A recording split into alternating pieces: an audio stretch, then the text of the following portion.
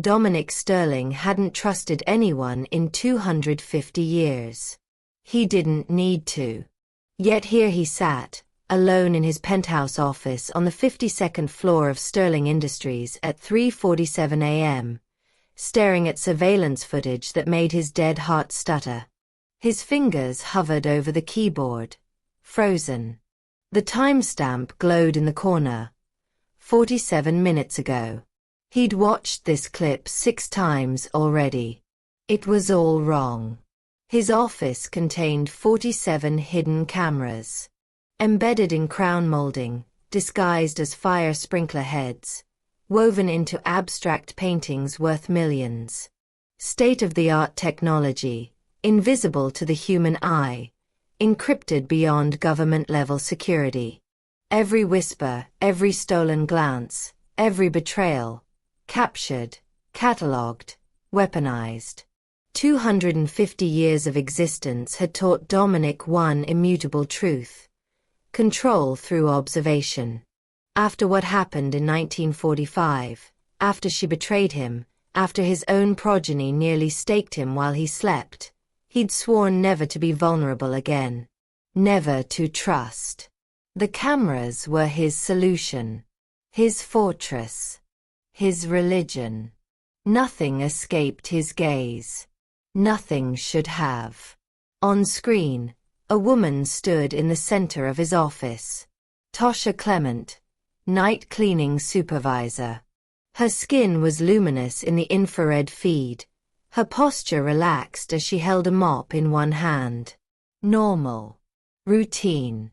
Then she tilted her head upward, tracking something across the ceiling. Dominic leaned closer to the monitor. Tasha's eyes moved deliberately, systematically, as if reading invisible text. She located the camera hidden in the northern corner, the one disguised as a smoke detector housing. The one no human should be able to detect. She looked directly into it, smiled, and mouthed 2 words that made Dominic's entire empire of control crack down the center. I see you. Impossible. The technology was flawless. Humans couldn't perceive electromagnetic signatures. They couldn't sense the micro-vibrations of active recording equipment. They certainly couldn't. The footage skipped. Static consumed the frame for 3 seconds. When the image returned, Tasha had moved to a different position, but she hadn't walked. The cameras had simply missed her. Created a blind spot. Dominic rewound. Watched it again. She disappeared from camera 12's view. Reappeared in camera 31's frame without crossing the space between. His surveillance system, his perfect, unbreakable surveillance system, had blinked. Around her. He pulled up the rest of the night's footage from the executive floor. Same phenomenon. Wherever Tasha worked, the cameras glitched. Feeds dropped for seconds at a time. Visual artifacts bloomed across screens like digital rot. But it was the audio that disturbed him most. Dominic unmuted the feed and listened to Tasha humming while she cleaned. Low, rhythmic, almost like a chant. Then she spoke. Words in a language he recognized instantly. A dialect he hadn't heard in 170 years. Old Guardian tongue. The language of the bloodlines who used to watch his kind. Bind them. Control them. She wasn't just looking at his cameras. She was looking through them. At him. Dominic Sterling had spent 2.5 centuries watching others from the safety of distance and surveillance. He'd built an empire on secrets and observation. He'd made himself untouchable by making himself unseen. But Tasha Clement could see him. And for the first time since 1945, Dominic realized he wasn't the hunter in this game. He was the prey. See him. And for the first time since 1945, Dominic realized he wasn't the hunter in this game.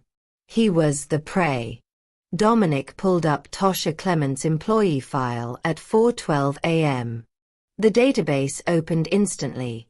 He'd built backdoors into every system Sterling Industries owned. Name, hire date, social security number, emergency contacts. Surface data. Useless. He needed more. His fingers moved across the keyboard with inhuman speed, pulling tax records, credit reports, rental agreements, university transcripts. The kind of deep-dive investigation that would take a private detective weeks. He had it compiled in 11 minutes. Tosha Renee Clement.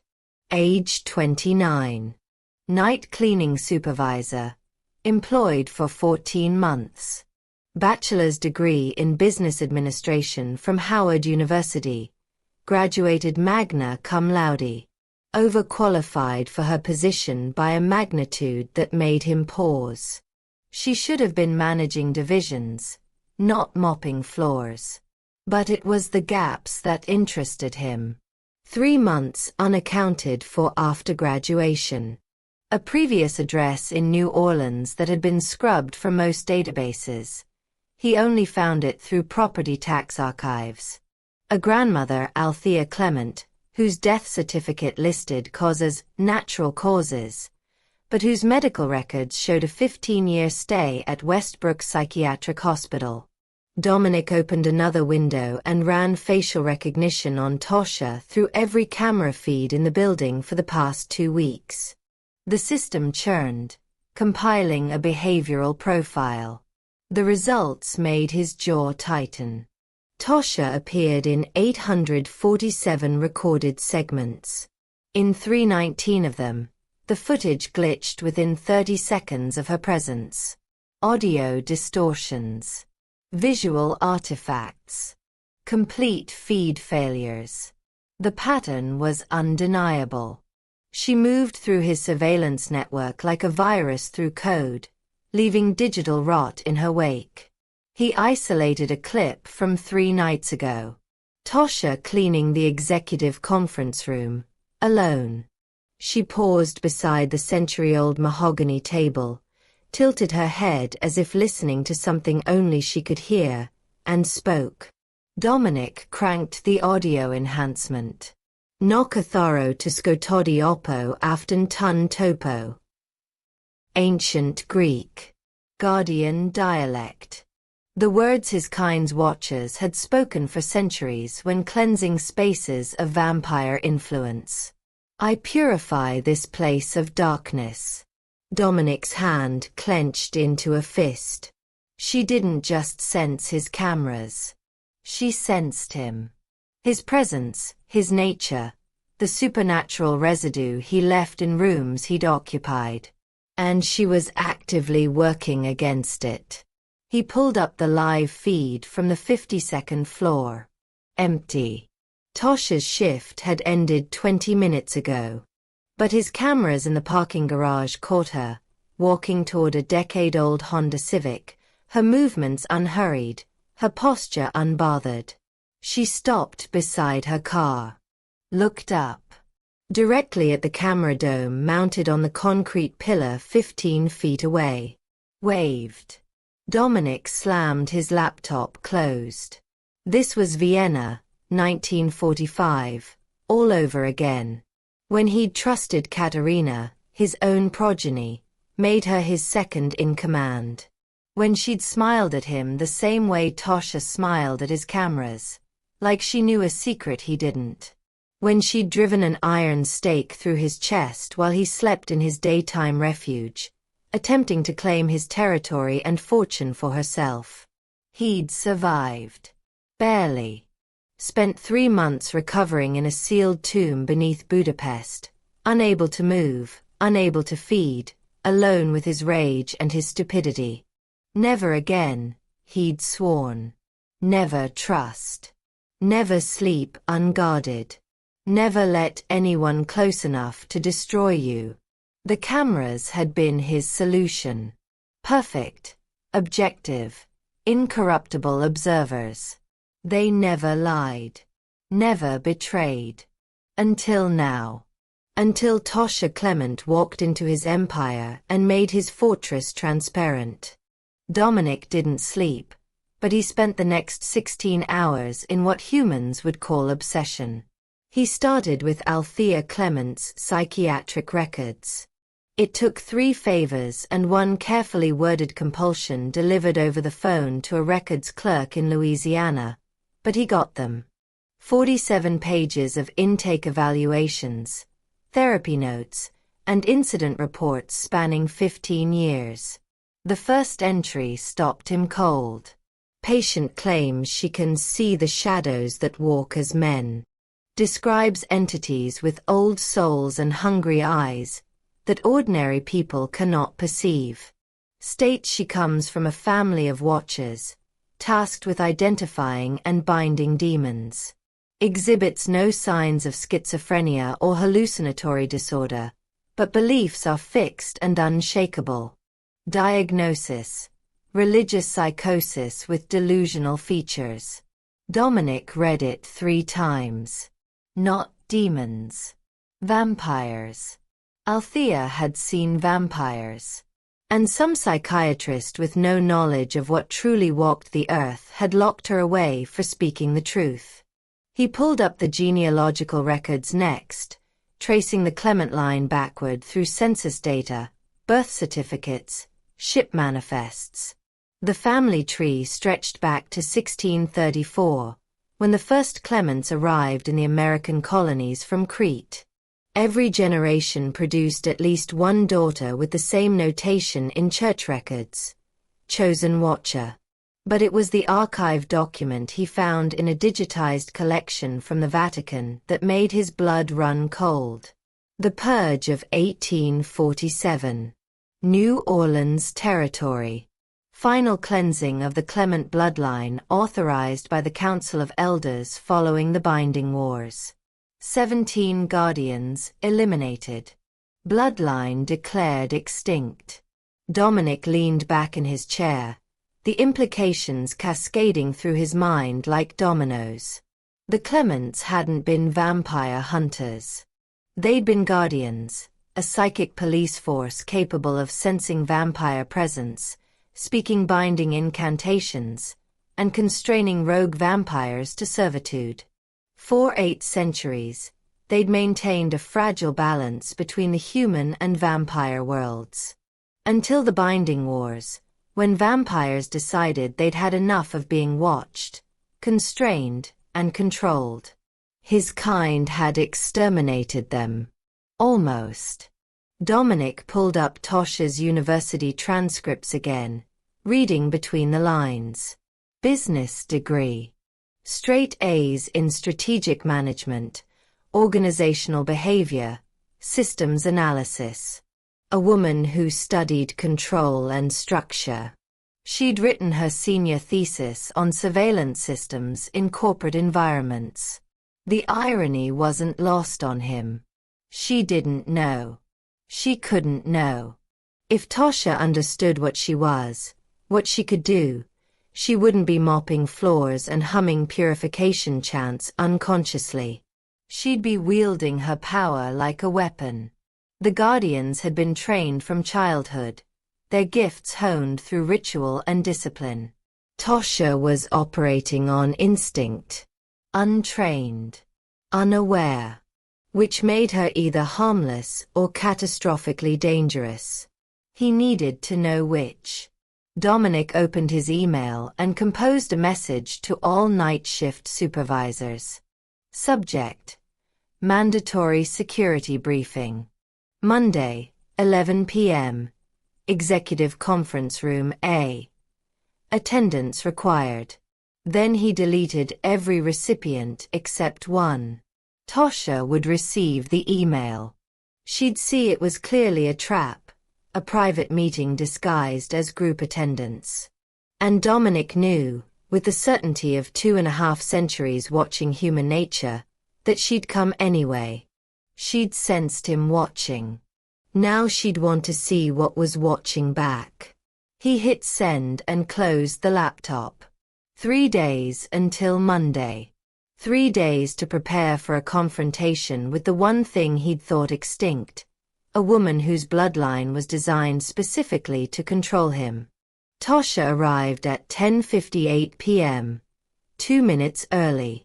Dominic watched her approach through the cameras in the hallway, the ones that still functioned in her presence, at least. She wore her cleaning supervisor uniform, navy blue polo and black slacks, but she'd left her equipment cart behind. Her natural hair was pulled back in a neat bun. She walked with purpose, no hesitation, directly to conference room A. She knew. Of course she knew. When she opened the door, her eyes found him immediately. No scanning the room, no surprise at finding it empty except for him. Just direct, unwavering eye contact that made something ancient and predatory shift uncomfortably in his chest. Dominic stood at the head of the conference table, hands clasped behind his back. Ms. Clement. Thank you for coming. I was the only one invited. Tasha stepped inside and let the door close behind her. The email went to everyone, but I checked with the other supervisors. They never received it. Perceptive. Honest. She moved closer, stopping 6 feet away, a distance that felt both cautious and deliberate. I felt you watching. Not just cameras. You. The directness of it stunned him. No games, no pretense. Just truth laid bare like a knife on the table between them. I don't know what you mean, Dominic said, falling back on the lie he'd perfected over centuries. Yes, you do. Tasha's voice was steady, but he caught the slight elevation in her heart rate. Fear, but not panic. Controlled. Every time I'm on the 52nd floor, I feel it. Like pressure behind my eyes. Like someone standing just outside my peripheral vision. At first I thought I was losing my mind like my grandmother. She stopped. Looked away for the first time since entering. Dominic seized the opening. He pushed compulsion into his voice, layering it with the full weight of his age and power. You will forget this conversation. You will forget your suspicions. You will return to your work and... Tasha's gaze snapped back to his. Her pupils didn't dilate. Her breathing didn't slow. The compulsion slid off her like water off glass. That won't work on me, she said quietly. Impossible.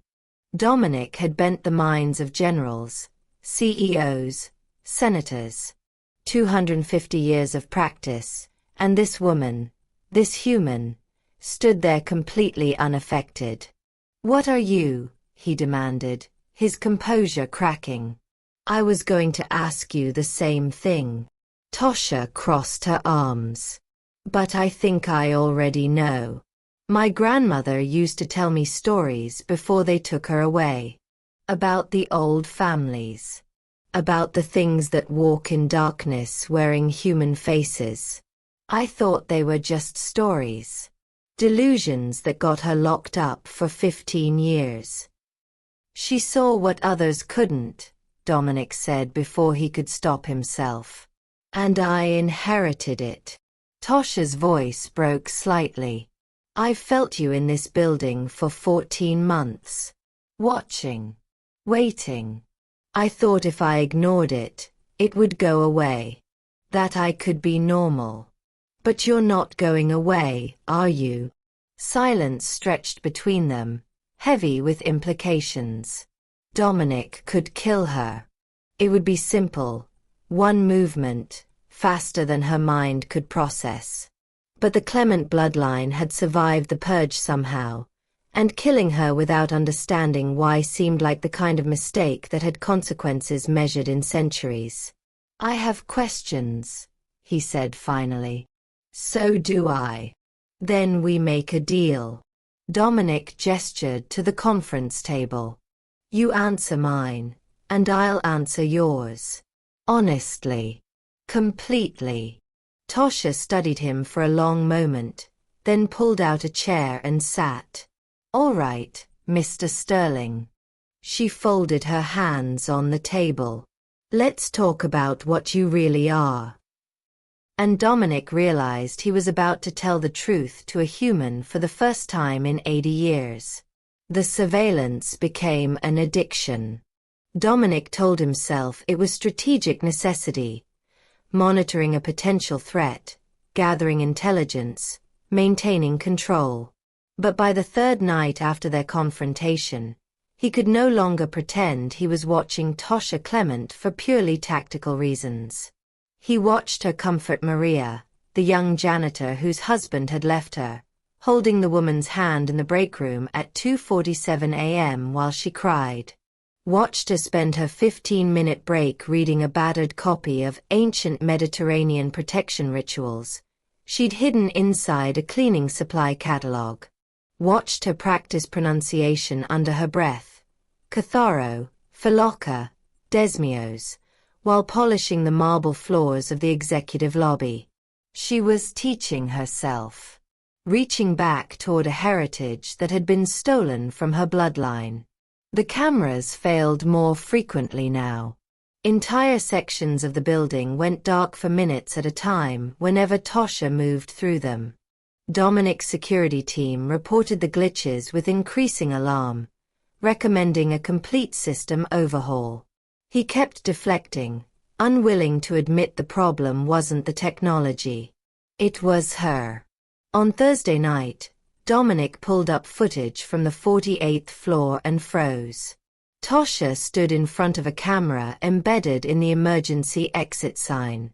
She'd positioned herself perfectly in frame, looking directly into the lens. In her hand, she held a sticky note. She pressed it against the wall just below the camera, held it there for 5 seconds, then walked away. Dominic rewound, enhanced, zoomed. The note read, "Your walls are glass. I see you too." His breath caught, an unnecessary habit he'd maintained for the illusion of humanity. She knew. Not just that he watched, but that he was obsessed. That he couldn't look away. He found more messages over the next 2 nights. On a whiteboard in conference room C, written in the corner where only high-angle cameras could capture it. How long have you been alone? On the bathroom mirror of the executive washroom, traced in the condensation from the sink. Watching isn't the same as knowing. Slipped inside the book she was reading, clearly visible when she opened it in front of a camera. You could just talk to me. Dominic slammed his laptop shut. This wasn't how it worked. He observed. He catalogued. He maintained distance and control. He didn't. His phone buzzed. A text from an unknown number. Camera 23, North Stairwell. Now. Dominic pulled up the feed with hands that almost trembled. Tasha stood on the landing between floors, looking up at the camera. She raised her phone, typed something, then held the screen toward the lens. Are you always this lonely, or just since 1945? The year Katerina betrayed him. The year he stopped trusting anyone who wasn't captured in high definition and stored on encrypted servers. How did she know? Tasha typed again. Your office. Tomorrow night. 11 p.m. We need to talk about what's happening to your cameras. The feed cut to static. Dominic sat in darkness, his perfect surveillance system crumbling around him like a fortress built on sand. For 250 years, he'd believed observation was power. Distance was safety. Control through watching from shadows. But Tasha Clement had turned his cameras into mirrors. Every moment he spent watching her, she was watching back, not through technology, but through something far more dangerous. Perception. Understanding. The terrifying clarity of being seen. She wasn't just disrupting his surveillance. She was dismantling his isolation. And the most horrifying realization of all, part of him wanted her to. The breach came on a Tuesday. Dominic's CFO called him at 4 a.m., voice tight with panic. "We've been hacked. Quantum encryption project. All the specs. All the prototypes. Someone walked out with everything. Impossible. The vault is. I'm looking at the security footage right now. There's a 6-minute gap. Complete blackout on the 51st floor between 1:47 and 1:53 a.m. When the cameras came back, the vault door was open and the servers were wiped. 6 minutes. Dominic pulled up the logs remotely, his jaw clenching. The timestamp matched exactly when Tosha had been cleaning that floor. By Friday, 2 more breaches. Strategic acquisition plans stolen from locked filing cabinets. Confidential client lists downloaded from air-gapped computers. Every theft occurred during camera blackouts that coincided with Tosha's shift. The board convened an emergency meeting. Dominic sat at the head of the table while 7 executives demanded answers he couldn't give. "Your surveillance system was supposed to be impenetrable," the VP of Operations said coldly. "Now we're hemorrhaging trade secrets through gaps in your own security infrastructure." "I'm handling it. Handle it faster. We've lost 43 million in proprietary data this month. Either fix the cameras or we find someone who can." Dominic found Tosha in the break room at 11 p.m., exactly where she said she'd be. He didn't bother with pretense. "Your presence is destroying my company." The words came out sharp, edged with fury he'd kept leashed for days. "Every blind spot you create, someone exploits. Everything I've built is crumbling because you." "Because I what?" Tosha stood, meeting his anger with her own. "Exist. Because I'm something you can't control. You're a liability I can't afford." "No." Her voice cut through his rage like a blade. "Your cameras die around me because your power recognizes mine. I'm what your kind used to call a guardian." The word landed like a physical blow. "That's not possible. The bloodlines were exterminated." "I know. I've been reading." Tosha pulled a worn journal from her bag. "My grandmother's diary. She wrote everything down before they locked her away. The Clements weren't hunters, Dominic. We were watchers. Keepers. We could sense your kind, yes, but not to destroy. To bind. To keep rogue vampires from slaughtering their way through human populations unchecked." Binding. The word tasted like ash in his mouth. Eternal servitude to a human master. "Protection," Tosha corrected.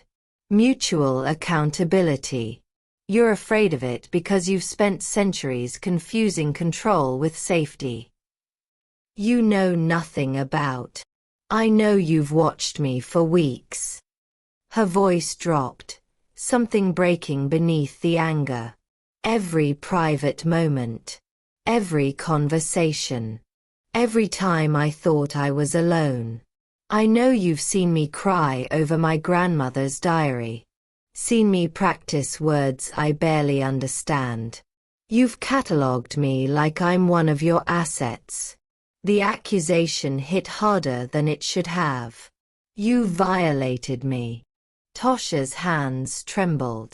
"With the same surveillance you use to keep yourself safe from everyone else. And now you're angry that I'm the one thing you can't spy on effectively." "That's not." Dominic started, but she was already moving toward the door. I thought you were different. I thought maybe, under all that control, there was someone who understood what it meant to be isolated by something you can't explain. But you're just a voyeur with immortality. The door slammed behind her. Dominic stood in the fluorescent silence of the break room, surrounded by cameras that flickered and died one by one. Through the windows, he could see the city lights. Millions of lives he'd watched from a distance for centuries, never once stepping close enough to be seen in return. Tasha had seen him. Truly seen him. And he'd used that gift to violate her trust before it had even fully formed. The last camera went dark, and for the first time in 80 years, Dominic Sterling was completely unwatched. Completely alone. They arrived at midnight on Sunday. Dominic felt them before he saw them. A pressure in the air like a coming storm, the unmistakable presence of elder power. 3 of them materialized in his penthouse office without using the elevator, without triggering any alarms. Ancient enough that locked doors were polite suggestions. Cashin stood by the windows, pale as death itself, dressed in a charcoal suit that predated the invention of zippers. Beside him, Mira, red-haired and savage despite the elegant silk dress. And Nikolai, the eldest, whose age Dominic could only guess at. 1,000 years. Maybe more. Dominic Sterling. Nikolai's voice carried the weight of centuries. You've been careless. Dominic straightened his spine, refusing to show fear. I don't know what you. A human knows what you are. Cashin pulled up surveillance footage on Dominic's own monitors. The conference room confrontation with Tasha, somehow recovered despite the glitches. You've exposed our kind to a potential threat. Protocol is clear. She's not a threat. She's Clement. Myra's eyes flashed crimson. We smell the bloodline on her. On you. One of the Watcher families we failed to exterminate in 1847. Nikolai moved to Dominic's desk, examining papers with glacial disinterest. The Guardians were eliminated for a reason. They bound our kind, enslaved us to human will. We will not permit their return. She doesn't even know what she is, Dominic said. She has no training, no. Yet her presence disrupts your surveillance network. Creates vulnerabilities. Our laws exist to prevent precisely this scenario. Nikolai turned, his gaze colder than any winter Dominic had survived. Both the human and the vampire who exposed himself must be eliminated. The words hung in the air like a death sentence. You have 72 hours, Cashin said. Handle the situation yourself. Prove your loyalty to our kind, and this incident will be forgotten. You've been valuable to us, Dominic.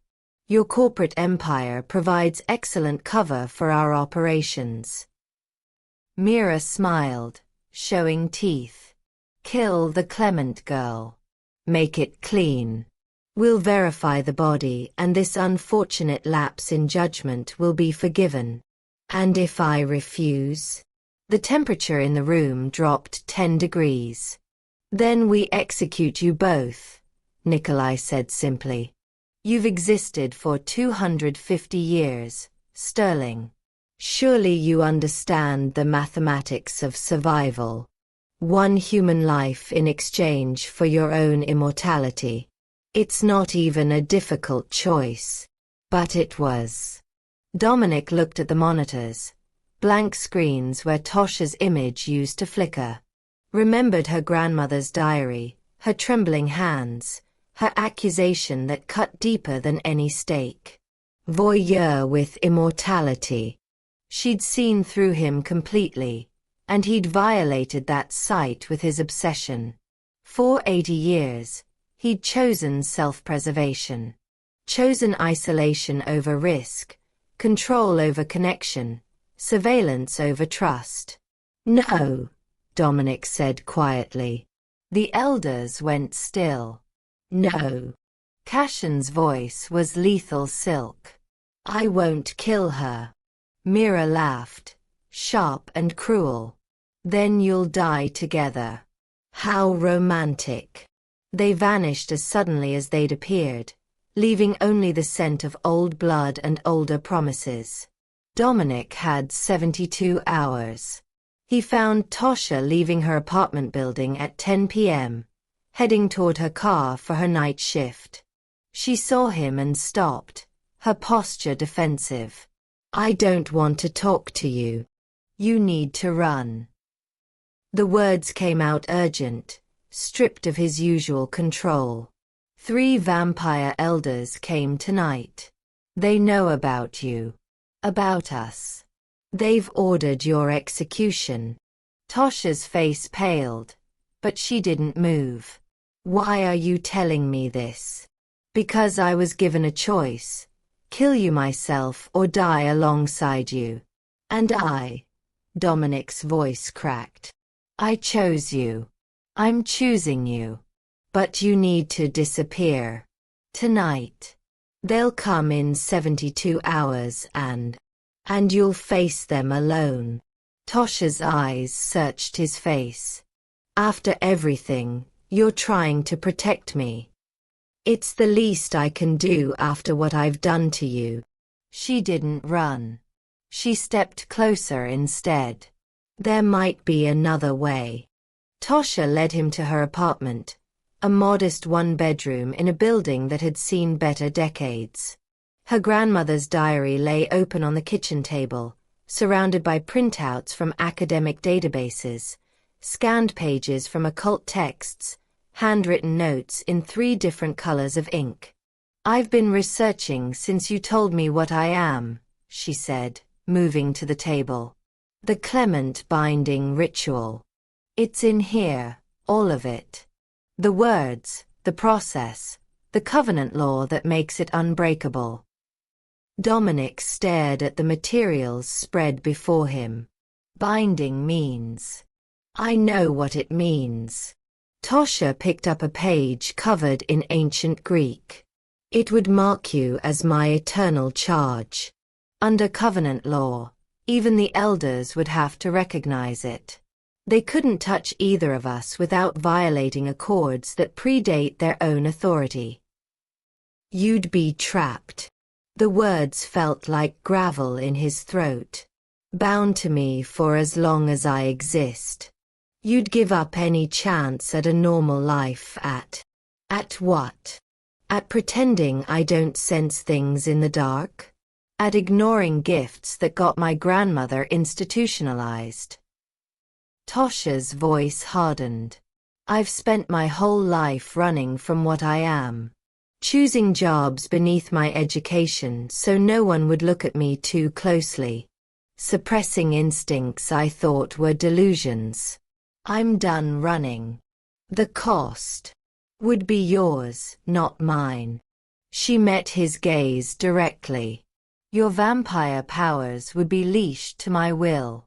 Your compulsion, your strength, your speed, all of it would only function with my consent. And the binding creates a permanent emotional link. I'd feel everything you feel. Every thought, every fear, every moment of your existence would be exposed to me. Always." The full weight of it crashed over Dominic like a collapsing building. No more shadows. No more distance. No more cameras to hide behind. Every wall he'd built over 250 years would crumble, leaving him completely transparent to another person. Powerless. Vulnerable. Eternally watched by someone who could see not just his actions but his soul. It was everything he'd feared since 1945. "You can't." His voice broke. "Tosha, I violated your privacy, watched you without permission, used you like surveillance data. I don't deserve your protection. Maybe it's not about deserving. She stepped closer, and he saw the resolution in her eyes. Maybe it's about choosing. You'd give up your freedom for me? Would I? Tasha's lips curved into something that wasn't quite a smile. The binding goes both ways, Dominic. You'd be bound to me, yes. But I'd also be bound to you. Responsible for you. Connected to an immortal vampire for the rest of my life and potentially beyond. That's not freedom either. Then why? Because I'm tired of being alone with something no one else can understand. Because you're the first person who's looked at me and seen what I actually am, even if you used it wrong. Because, she paused, and he felt the truth of her next words before she spoke them. Because isolation isn't safety. It's just slow death wearing a different name. His own philosophy reflected back at him like light through broken glass. If I accept this, Dominic said carefully, you'll see everything.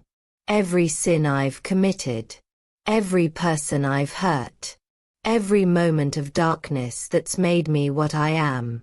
I know. And you'll have absolute power over me. My abilities, my autonomy, my... I know, Tasha repeated. I've read the ritual 17 times. I understand what I'm offering and what it costs us both. Dominic looked at her, really looked, the way she'd looked at his cameras. Seeing not just surface but depth. Not just action but intention. She was offering him salvation through the one thing he'd spent centuries avoiding. Complete vulnerability. We have 72 hours, Tasha said quietly. The elders will come at midnight on Wednesday. If we're going to do this, we need to prepare. You're certain? Are you? Dominic thought of his empty penthouse. His failing cameras. 80 years of isolation disguised as control. Then he thought of Tasha's messages hidden in his surveillance blind spots. How long have you been alone? Too long. Yes, he said. I'm certain. Then let's begin. They came at dawn, exactly 72 hours later. Dominic felt them ascending through his building. 3 pillars of ancient power rising toward the penthouse like a tidal wave. Beside him, Tasha stood in the center of his office, her grandmother's diary open in her hands, candles arranged in a pattern that predated written history. They're here, he said. I know. Her voice was steady. Are you ready? No. But he nodded anyway. The elders materialized as the first rays of sunlight cracked the horizon. Nikolai's eyes swept the room, taking in the ritual setup, and his expression hardened. Foolish, he said. Did you think candles and prayers would save you? Not prayers. Tasha stepped forward. Covenant law. The Clement binding. You know what it is. Mira hissed. The girl is delusional. Begin, Dominic interrupted, meeting Tasha's eyes. Now. She spoke the first words in ancient Greek, her voice gaining strength with each syllable. Deo kai proskalo tu philokas tu scotus. I bind and summon the guardians of darkness. The candle flames shot upward, turning blue-white. Dominic's cameras began to spark, dying one by one around the room. The monitors shorted out in cascades of light.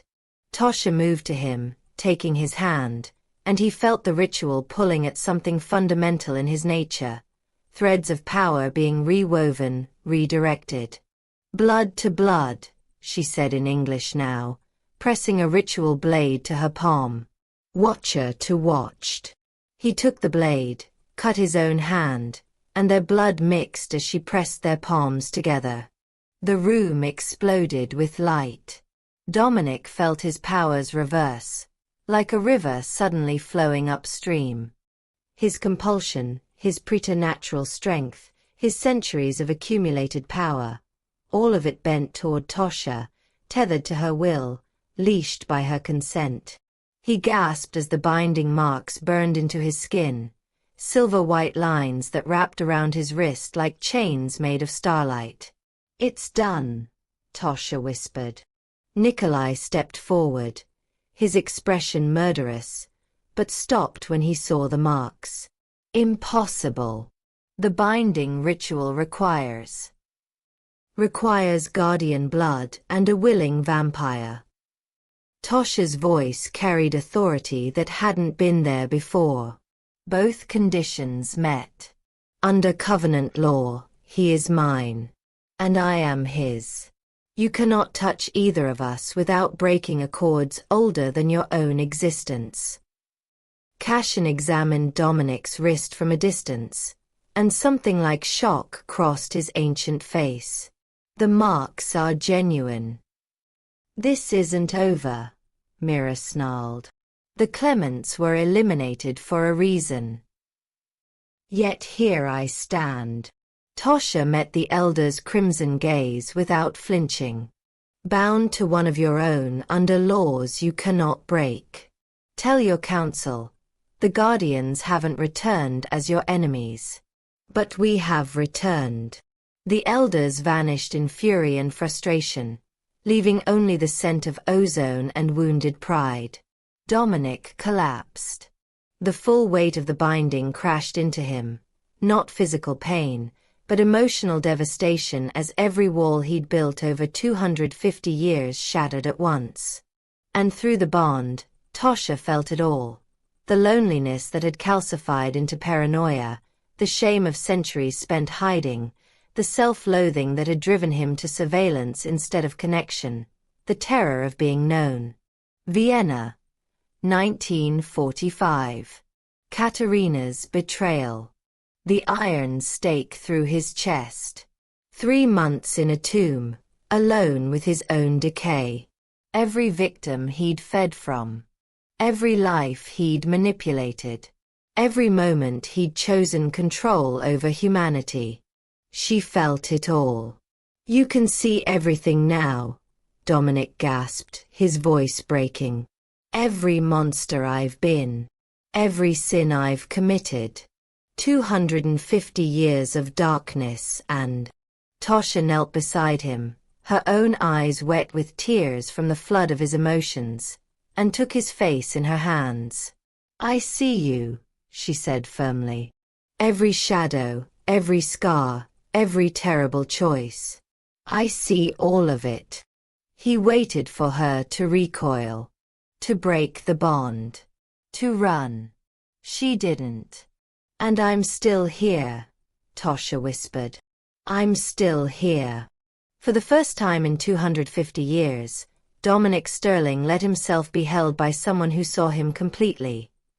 Not through cameras, not through surveillance, not through distance and control, but through the terrifying intimacy of absolute truth. And he wept. 6 months later, Sterling Industries posted its highest quarterly profits in company history. The board attributed it to Dominic's new leadership model: flatter hierarchies, increased transparency, promoting talent from within regardless of position. They didn't know the real reason. He'd stopped surveilling his employees and started trusting them. The cameras were gone. All 47 from his penthouse office. All 847 throughout the building. Dismantled, recycled, replaced with nothing. His security team had protested until Tosha, now VP of Operations, had calmly explained that perhaps people performed better when they weren't being watched constantly. The irony wasn't lost on Dominic. He sat at his desk reviewing acquisition proposals when he felt Tosha approaching through the bond. Her presence was a warmth in the back of his mind, familiar now, comforting in a way his cameras had never been. She was frustrated, a negotiation had gone poorly, but underneath it, satisfaction with how she'd handled it. The door opened. No knock. She didn't need to announce herself anymore. The Midwest deal fell through, Tosha said, dropping into the chair across from him. But I think it's for the best. Their environmental practices were questionable. You could have compelled them to accept better terms. Dominic set down his papers. Used the bond to push my influence through you. I could have. She met his gaze. But I don't need to use your power to be effective. That's the whole point. The binding had changed them both. Tosha could sense his emotions like weather patterns, compel his absolute honesty with a thought, restrict his vampire abilities with her will alone. She was, technically, the one in control now. But she wielded that control by not wielding it at all. She trusted him to choose right action. And when he faltered, when old instincts whispered about surveillance and manipulation, he felt her presence through the bond, steady and unwavering. Not controlling him. Just seeing him. Reminding him who he'd chosen to become. How was the board meeting? She asked. Unnecessary. Thompson wanted to impress everyone with metrics he'd already emailed. Dominic felt his own amusement ripple through the bond, felt Tosha's smile in response. I miss being able to compel people to skip pointless meetings. You miss efficiency, not control. Maybe. He paused. No. You're right. Being unable to hide from her had been terrifying at first. Every thought exposed, every emotion transparent, every moment of his existence laid bare to someone else's perception. He'd spent the first month feeling flayed alive, vulnerable in ways that made Vienna look merciful. But somewhere between then and now, the terror had transformed into something else. Relief. For 250 years, he'd been alone with his darkness. Now someone stood in that darkness with him, and it hadn't consumed her. Tosha saw every monster he'd been, every sin he carried, and she'd woven her life into his anyway. Being truly seen, unable to hide, stripped of every wall, it wasn't death. It was the first time since 1795 he'd felt genuinely alive. Tosha stood, moving around the desk to where he sat. Through the bond, he felt her attention focus on a memory he'd been replaying. Footage from 6 months ago, her standing in his office, looking directly at the camera. Smiling. Mouthing I see you. You were never watching me, she said quietly, her hand resting on his shoulder. You were waiting for someone to finally watch you. The truth of it settled into his chest like a key finding its lock. And now you see everything, Dominic said. Yes. Tosha's fingers squeezed gently. And I'm not going anywhere. Through the windows, no cameras, no surveillance, no hidden angles. The city glittered in afternoon light. Dominic looked at Tosha, at the binding marks on his wrist that matched hers. At the woman who dismantled his fortress and replaced it with something infinitely more dangerous and infinitely more precious. Trust. Neither am I, he said. For the first time in 250 years, Dominic Sterling was exactly where he belonged. Completely known, fully seen, and absolutely free. Thank you for watching this story to the end. Don't forget to hit the like and click on the subscribe button for more intriguing stories.